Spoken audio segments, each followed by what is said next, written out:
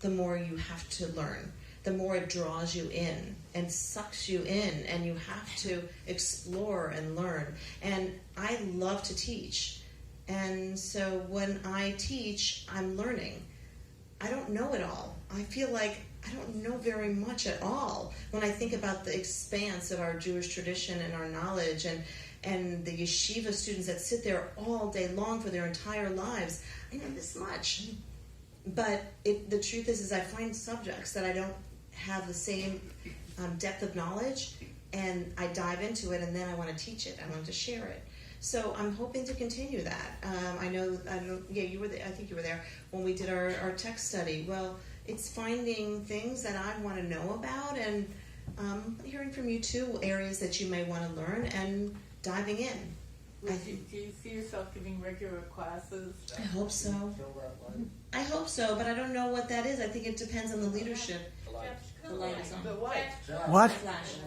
I think that really, it's, again, I'm going to defer to the leadership and all of you to voice your opinion as to the best way to utilize my part-time position, and finding out, is it learning?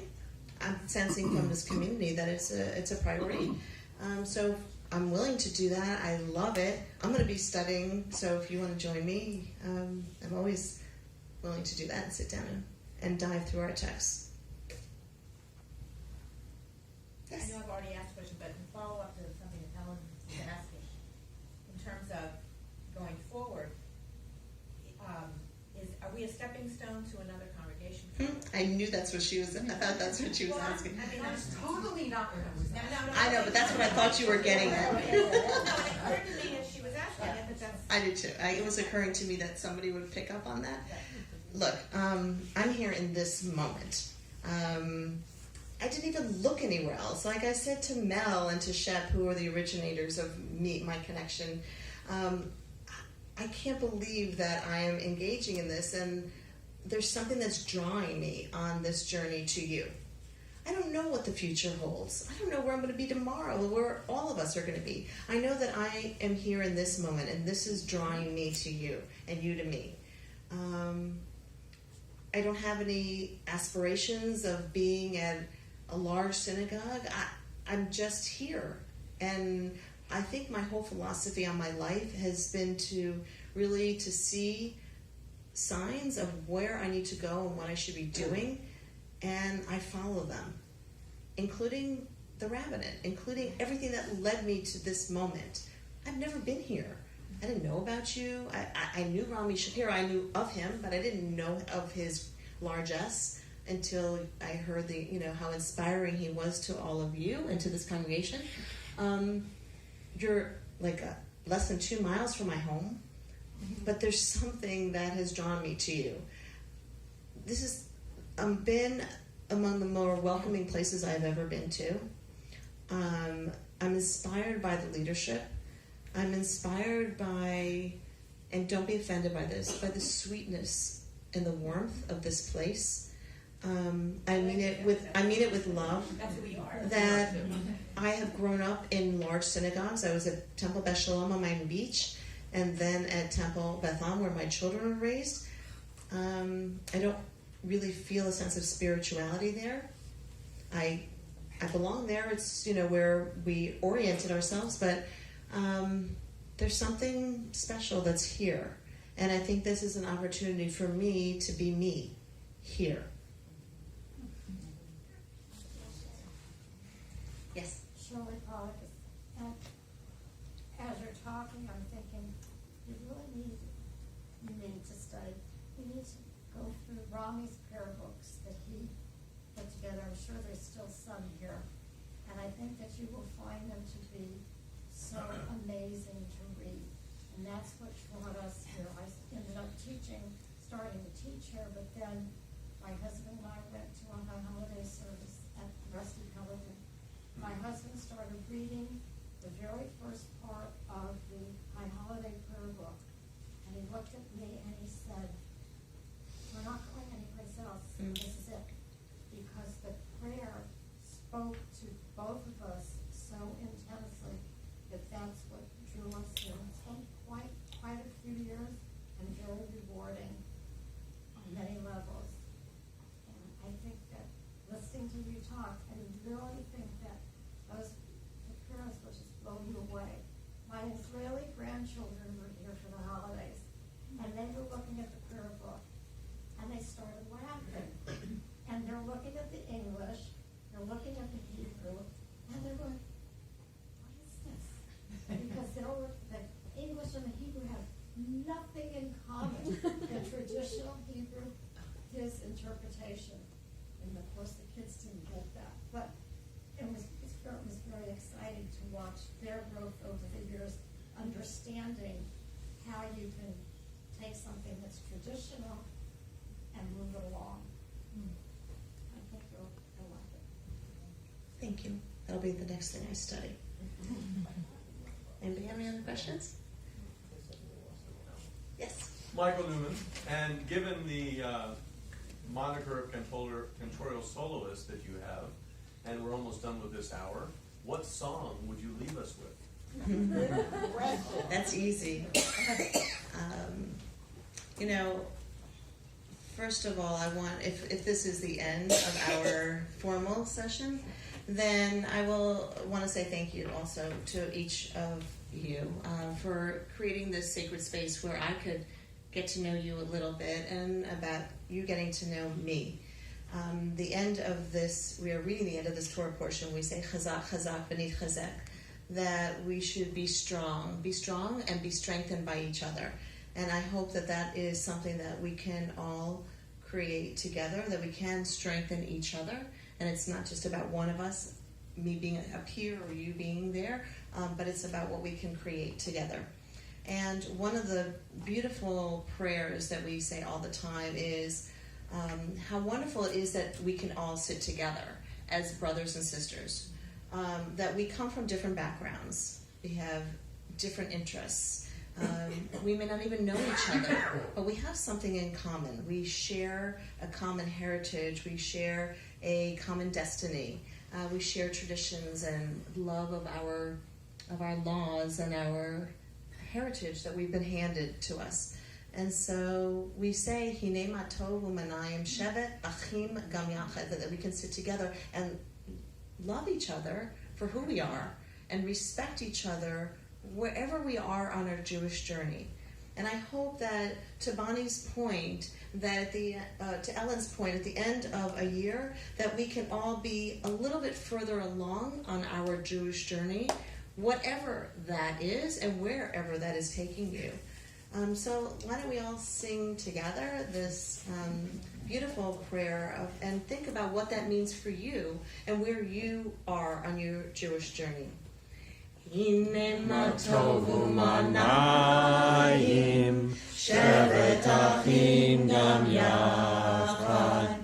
Hine ma tov u'manayim shevet achim gam yachad. Hine ma tov shevet achim gam yachad. Hine ma tov shevet achim gam yachad. Hine ma tov u'manayim shevet achim gam yachad. Hine ma tov u'manayim shevet achim gam yachad.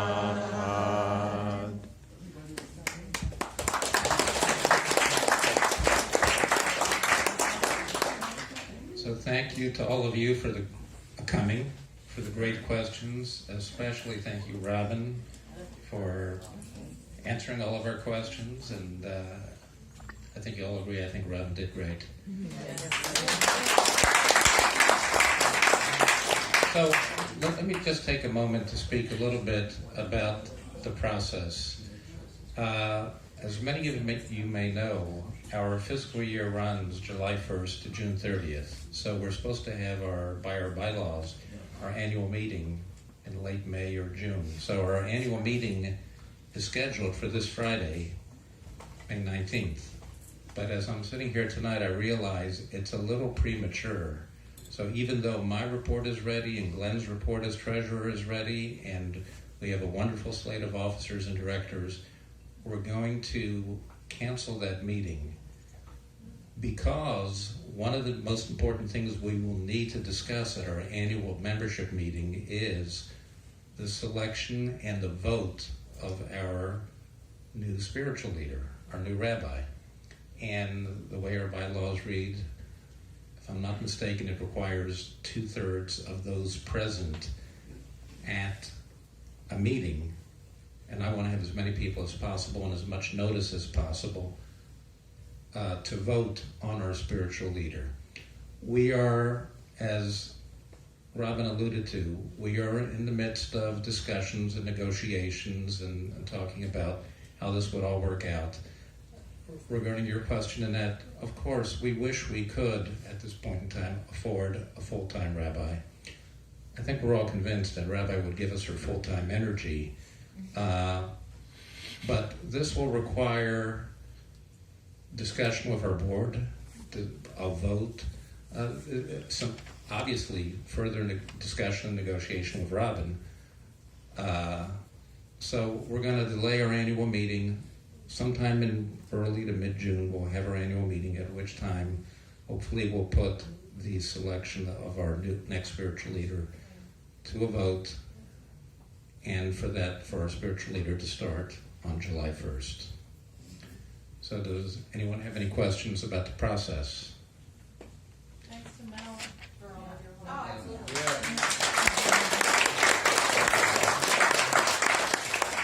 Thanks to Jeff for being our videographer. Can I just say something? Yes, Jeff. I want to say that I'm going to post this thing online and make a link, and then at Beth Or the link will be available. We don't want this to be public, so it'll be by request. You'll get a link and you can watch 2 videos. You know, it's broken in 2 parts. I'll be happy to see that. Yeah, and everybody else who isn't here. Okay, so let's, yes, Robyn.